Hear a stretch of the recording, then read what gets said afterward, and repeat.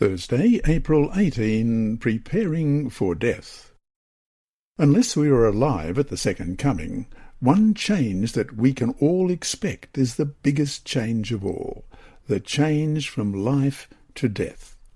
Along with marriage and birth, what change has a greater impact on family than the death of an immediate family member? Question. Read 1 Corinthians chapter 15, verses 24 to 26. What do these verses teach us about death? Then comes the end, when he delivers the kingdom of God the Father, when he puts an end to all rule and all authority and power. For he must reign till he has put all enemies under his feet. The last enemy that will be destroyed is death. Many times, of course, death comes unexpectedly and tragically. How many men, women, and even children woke up one morning only, before the sun set, to close their eyes, not in sleep, but in death? Or woke up one morning and before the sun set had lost a family member? Other than making sure you were connected by faith with the Lord and covered by his righteousness moment by moment, you can't prepare for a death that you don't see coming, either for yourself or your loved one.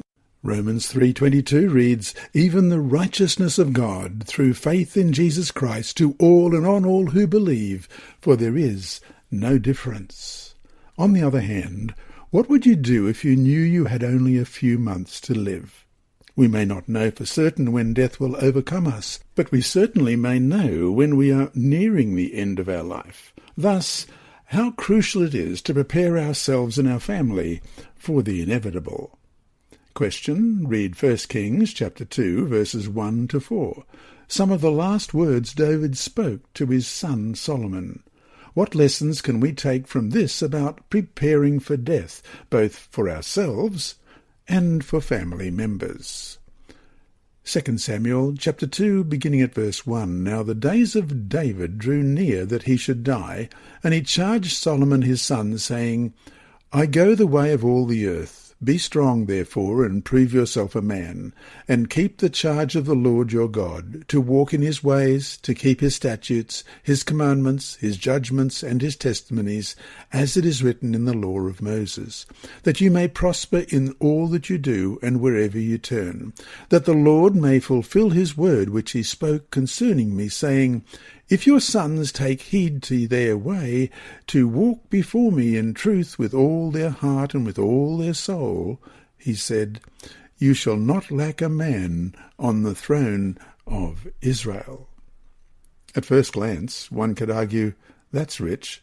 David, who murdered Uriah after impregnating his wife, tells his son to walk in the way of the Lord. On the other hand, it was perhaps precisely because of this sin and the horrible consequences that followed that David's words were so powerful. Let's read 2 Samuel chapter 11. It happened in the beginning of the year, at the time when kings go out to battle, that David sent Joab and his servants with him and all Israel, and they destroyed the people of Ammon and besieged Rabbah. But David remained at Jerusalem.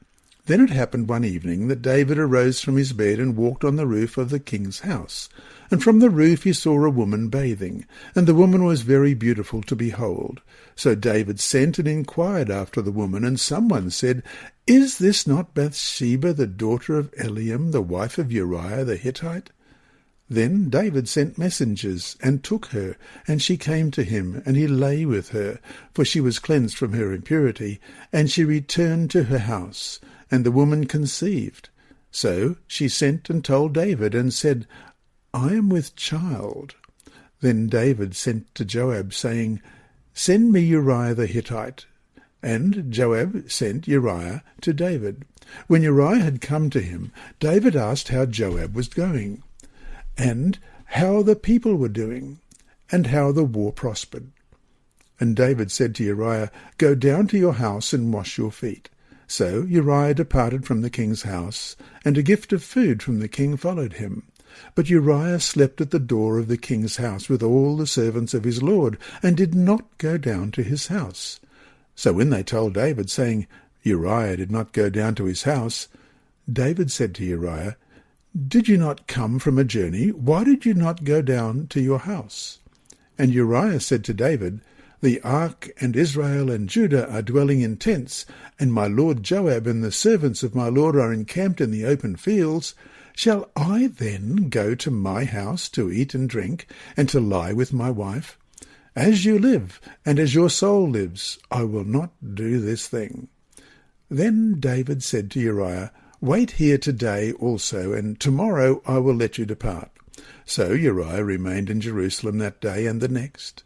Now when David called him, he ate and drank before him, and he made him drunk. And at evening he went out to lie in his bed with the servants of his lord, but he did not go down to his house. In the morning it happened that David wrote a letter to Joab and sent it by the hand of Uriah. And he wrote in the letter, saying, "Set Uriah in the forefront of the hottest battle, and retreat from him, that he may be struck down and die." So it was, while Joab besieged the city, that he assigned Uriah to a place where he knew there were valiant men. Then the men of the city came out and fought with Joab, and some of the people of the servants of David fell, and Uriah the Hittite died also.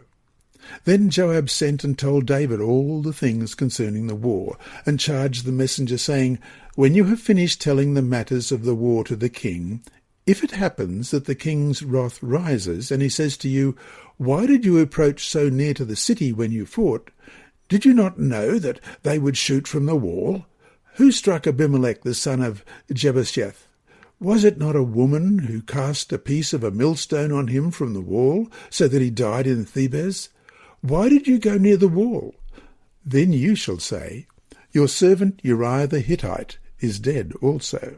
So the messenger went, and came and told David all that Joab had told him. And the messenger said to David, "Surely the men prevailed against us, and came out to us in the field. Then we drove them back as far as the entrance of the gate.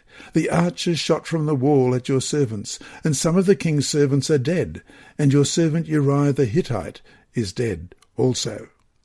Then David said to the messenger, "Thus you shall say to Joab, 'Do not let this thing displease you, for the sword devours one as well as another.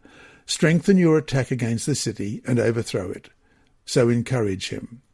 When the wife of Uriah heard that Uriah her husband was dead, she mourned for her husband. And when her mourning was over, David sent and brought her to his house, and she became his wife, and bore him a son. But the thing that David had done displeased the Lord. He was, no doubt, in his own way, trying to warn his son away from the folly that caused him so much grief. David learned the hard way some difficult lessons about the cost of sin, and no doubt he had hoped to spare his son some of the grief that he himself had experienced. You have been listening to a reading of the Adult Sabbath School Bible Study Guide by Dr. Percy Harold from Queensland, Australia. This service is brought to you by Hope Channel, the Sabbath School Department, and Christian Services for the Blind. Remember, God is always faithful.